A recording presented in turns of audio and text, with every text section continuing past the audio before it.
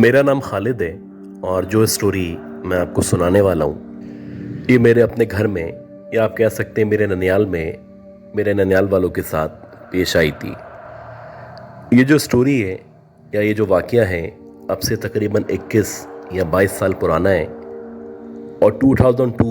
ये जो ईयर था ये हमारी पूरी फैमिली के लिए, ख़ास तौर पे जो मेरे ननियाल वाले थे उन सब के लिए मुश्किल तरीन साल था। मुझे अच्छी तरह याद है कि 2002 में मेरी जो उम्र थी वो तकरीबन 17 साल थी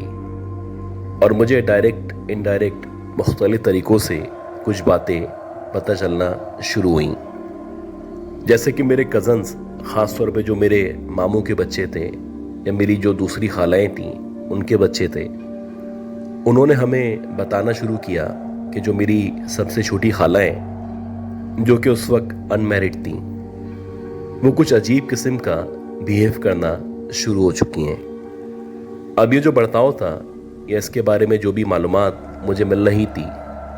वो डायरेक्ट नहीं मिल रही थी, बल्कि मेरे मुख्तलिफ कज़न्स या मुख्तलिफ तरीक़ों से मुझे मालूमात पहुंचा करती थी।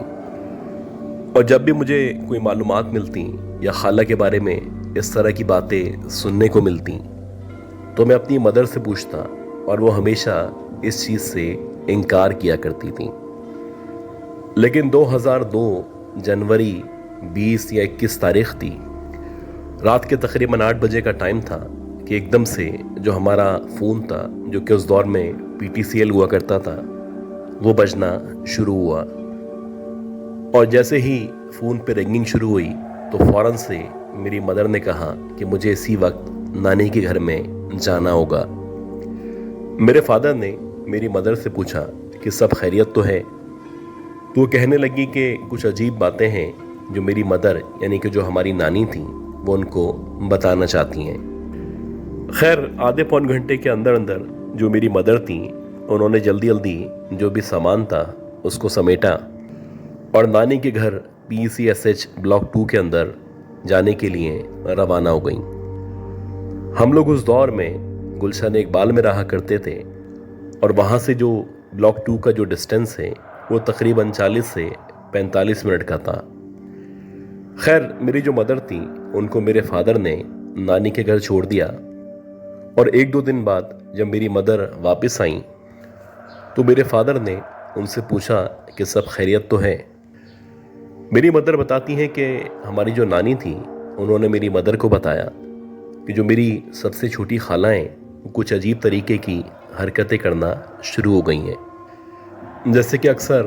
रात के औकात में यानी कि जैसे ही सूरज ढल जाता है तो अक्सर जो मेरी छोटी खालाएँ वो किसी अनसीन फोर्स से यानी कि किसी ऐसी चीज़ से या ऐसी मखलूक से बातें करने की कोशिश करती हैं जो कि आम आँखों से देखी नहीं जा सकती। जब मेरी नानी मेरी खाला से पूछने की कोशिश करती कि तुम बिल आखिर किससे बात कर रही हो तो खाला कहा करती थी मेरी दोस्त है, देखें वो सामने खड़ी भी है, देखें वो छत के ऊपर जा रही है या देखें वो खाना खा रही है। लेकिन जब नानी इधर उधर देखती या उस लड़की को, इनकी दोस्त को तलाश करने की कोशिश करती तो वहाँ पे कोई भी मौजूद नहीं होता। अब जब नानी ने इस तरह की बात की तो जो मेरी मदर थी वो मेरी नानी को समझाने लगी कि हो सकता है आपका वहम हो या हो सकता है कि मेरी जो छोटी बहन है उसके साथ कोई प्रॉब्लम चल रहा हो। ऐसी कोई भी बात नहीं है, ना ही आप परेशान हो और ना ही कुछ गलत उसके बारे में सोचना शुरू करें। जिस हद तक हो सकता है उसको नज़रअंदाज करें क्योंकि इसकी इतनी ज़्यादा दोस्तें नहीं हैं तो हो सकता है उसने कोई इमेजिनरी फ्रेंड बना लिया हो। खैर मेरी मदर के समझाने पे 2-4 दिन बड़े सुकून से गुजरे और मेरी नानी ने भी मेरी खाला की जो भी बातें थीं उनको नज़रअंदाज करना शुरू कर दिया।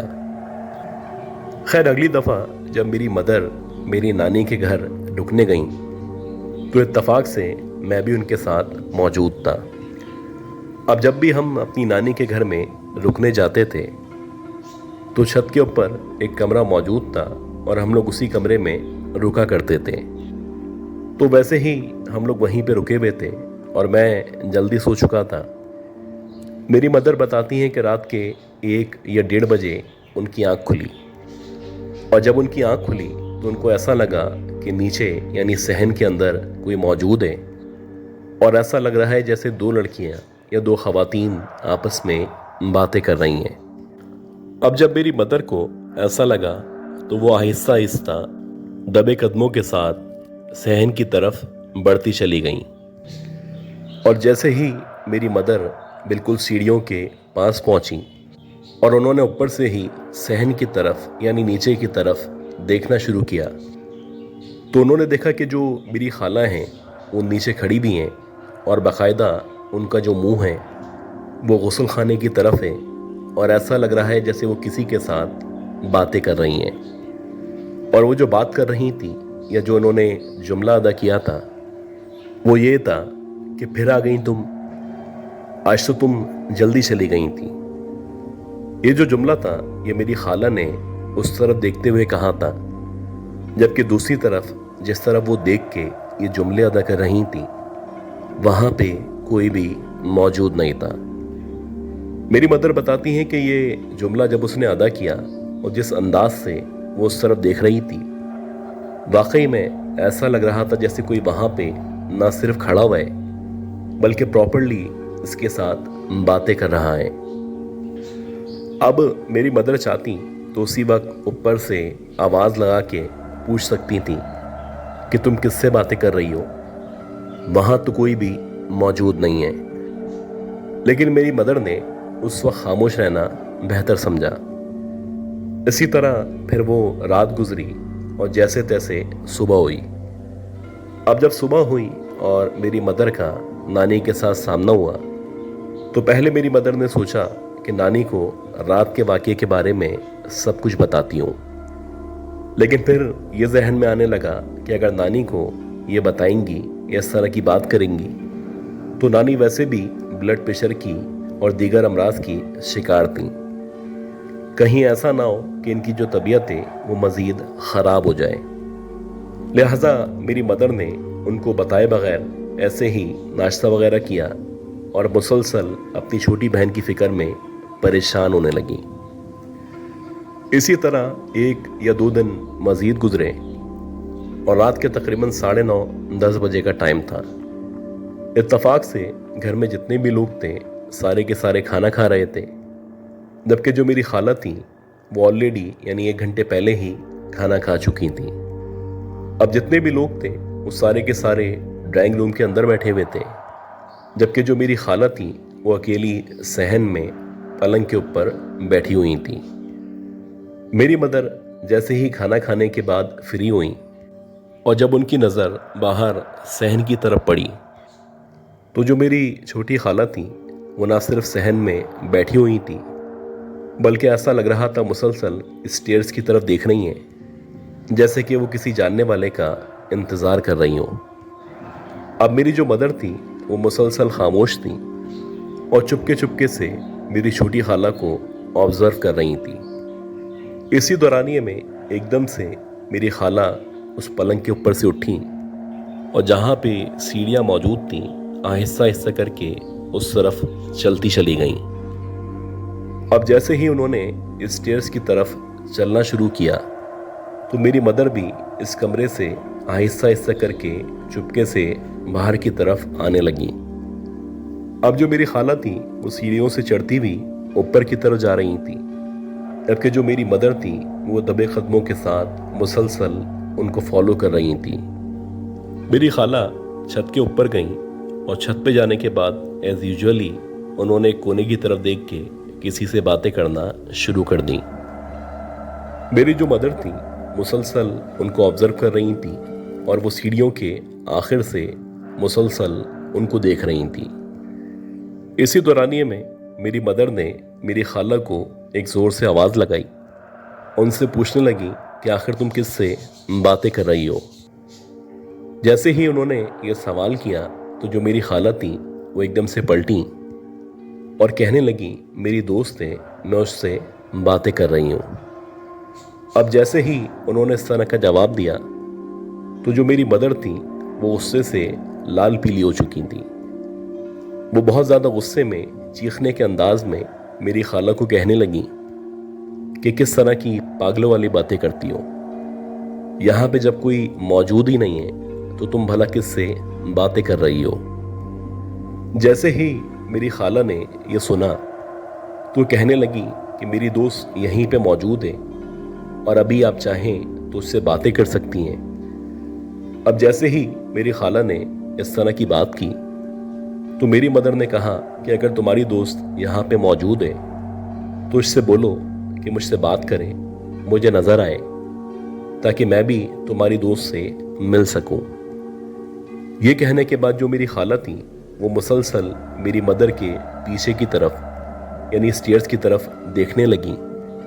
اور عجیب طریقے سے مسکرانے لگیں۔ اب جب میری مدر نے دوبارہ سے غصے سے ان سے کہا کہ آخر تمہاری دوست کہاں پہ ہے، تو میری خالہ نے میری مدر کو دیکھتے ہوئے فوراً سے کہا کہ میری دوست بالکل آپ کے پیچھے کھڑی ہوئی ہے، اس نے لال کلر کا لباس پہن رکھا ہے اور وہ آپ سے قد میں کافی لمبی سی ہے۔ میری مدر بتاتی ہیں کہ جیسے ہی میری خالہ نے اس طرح کی بات کی تو اس کے اگلے لمحے سے میری مدر کو مسلسل ایک عجیب سی دھیمی دھیمی خوشبو کا نہ صرف احساس ہونے لگا بلکہ اب میری مدر کو لگنے لگا تھا کہ واقعی میں ان کے بالکل پیچھے یا ان سے لگ کے کوئی کھڑا ہوا ہے، اور نہ صرف کھڑا ہوا ہے بلکہ اس کے سانسیں لینے کی باقاعدہ آوازیں بھی آ رہی تھیں، اور اس کی جو سانسیں تھیں وہ جب سانس لے رہا تھا تو باقاعدہ میری مدر کے جسم سے وہ ہوا مس ہو رہی تھی۔ ایک عجیب خوف تھا، ایک عجیب عالم تھا جو میری مدر کے اوپر طاری تھا، اور میری مدر اتنے جذبے کے باوجود بھی، اتنے بہادر ہونے کے باوجود بھی نہ ہی پلٹ پا رہی تھی اور نہ ہی پلٹنے کے بعد پیچھے دیکھ پا رہی تھی۔ لیکن میری مدر بتاتی ہیں کہ ان کو یقین تھا کہ واقعی میں ان کے بالکل پیچھے کوئی نہ کوئی ضرور کھڑا ہوا تھا۔ اب یہ جو بات تھی، یہ جو واقعہ تھا، اس کے بعد تو یقین ہو چلا تھا کہ واقعی میں کوئی نہ کوئی اینٹیٹی یا کوئی نہ کوئی مخلوق ہے جو نہ صرف خالہ کے ساتھ اٹیچ ہے بلکہ وہ خالہ کے بہت قریب ہے، اور خالہ بھی اس جو بھی مخلوق ہے اس کے بہت زیادہ قریب ہو چکی ہیں۔ اب جب یہ واقعہ پیش آیا تو اسی رات میری جو مدر تھیں انہوں نے نانا سے بھی نانی سے بھی اس واقعے کا ذکر کیا، اور انہوں نے کہا کہ اب ٹائم آ چکا ہے کہ کسی نہ کسی عامل سے یا کسی اس طرح کے بندے سے، جھاڑ پھونک کرنے والے سے رابطہ کرنا چاہیے، کیونکہ اگر کچھ مزید ٹائم گزر گیا تو ہو سکتا ہے کہ جو حالات ہیں یہ ہمارے قابو سے باہر ہو جائیں۔ اور ایسا ہی ہوا کہ اگلے دن سے پھر ہمارے ماموں نے بھی، ہمارے نانا نے بھی، ایون کہ میں نے بھی مختلف لوگوں سے اس طرح کے جھاڑ پھونک کرنے والوں کا پتہ کرنا شروع کیا۔ اس دورانیے میں جب کہ ہم لوگ کسی اس طرح کے شخص کو تلاش کر رہے تھے، ایک رات ایسا ہوا کہ میرے جتنے بھی گھر والے تھے، یعنی کہ جتنے بھی ننیال والے تھے، وہ سارے کے سارے، ایون میری مدر بھی، کسی عزیز کی عیادت کے لیے گئے ہوئے تھے۔ اب یہ جو نانی کا گھر تھا، اس نانی کے گھر میں میں موجود تھا، اور میرے علاوہ وہی خالہ موجود تھیں جن خالہ کی یہ کہانی میں آپ کے ساتھ شیئر کر رہا ہوں۔ اتفاق سے میں اور میری خالہ ڈرائنگ روم کے جو برابر والا روم تھا وہاں پہ بیٹھے ہوئے تھے، اور یہ جو روم تھا، اس روم کا عام طور پہ کمپیوٹر استعمال کرنے کے لیے یا پھر جیسے کسی کو سانگز وغیرہ سننے اس کے لیے استعمال کیا جاتا تھا۔ اب میں اپنی خالہ کے ساتھ بیٹھا ہوا تھا اور مسلسل باتیں کر رہا تھا کہ ایک دم سے دیکھتے ہی دیکھتے میری جو خالہ تھیں انہوں نے دروازے کی طرف دیکھنا شروع کیا، اور جب وہ دروازے کی طرف دیکھ رہی تھیں تو ایک عجیب سی خوشنما مسکراہٹ ان کے چہرے پہ موجود تھی، اور ایسا لگ رہا تھا جیسے ان کا کوئی جاننے والا یا بہت ہی کوئی عزیز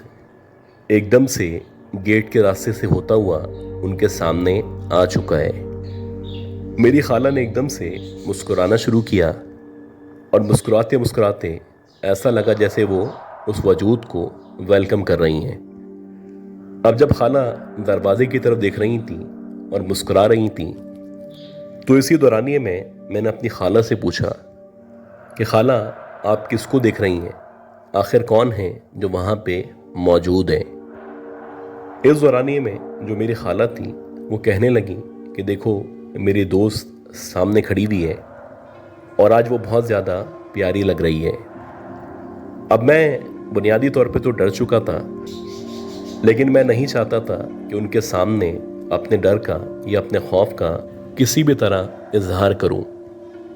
जैसे ही खाला ने इस तरह की बात की तो मैं कहने लगा कि वाकई में आपकी दोस्त आ गई है, चले आज मुझे भी आप ऐसा करें, अपनी इस दोस्त से मिलवा दें। जैसे ही मैंने ये कहा, उसके अगले ही लम्हे ऐसा लगने लगा कि इस रूम के अंदर उस दरवाजे के रास्ते से बहुत शदीद किस्म की हवा चलना शुरू हो गई है और एक अजीब सी धीमी धीमी सी खुशबू है जो उस हवा के साथ साथ कमरे के अंदर आती चली जा रही है। और वाकई में ऐसा लग रहा था कि कोई आहिस्ता आहिस्ता करके दरवाजे के बाहर से या दरवाजे के सामने से अंदर की तरफ ना सिर्फ आना शुरू हुआ है, बल्कि जैसे जैसे वो अपने कदम रख रहा है वैसे वैसे पायल की या घुंघरुओं की आवाज़ आना शुरू हो चुकी है। और ये जो पायल की या घुंघरुओं की आवाज़ थी, ये मुसलसल मेरे कानों में ना सिर्फ आ रही थी, बल्कि उस आवाज़ से मुझे अंदाज़ा हो रहा था कि खाला की वो दोस्त जो हमें नज़र नहीं आया करती, वो आहिस्ता आहिस्ता करके ना सिर्फ मेरी या हमारी तरफ बढ़ती चली जा रही है, बल्कि अब ऐसा लग रहा है कि जैसे किसी भी लम्हे एकदम से वो मेरे सामने ज़ाहिर हो जाएगी। खैर, मैं बहुत ज़्यादा डर चुका था और इससे पहले कि वो आवाज़ या वो वजूद मेरे मज़ीद करीब आता, मैं जैसे तैसे भागता हुआ इस कमरे से, बल्कि नानी के घर से बाहर जाके खड़ा हो गया।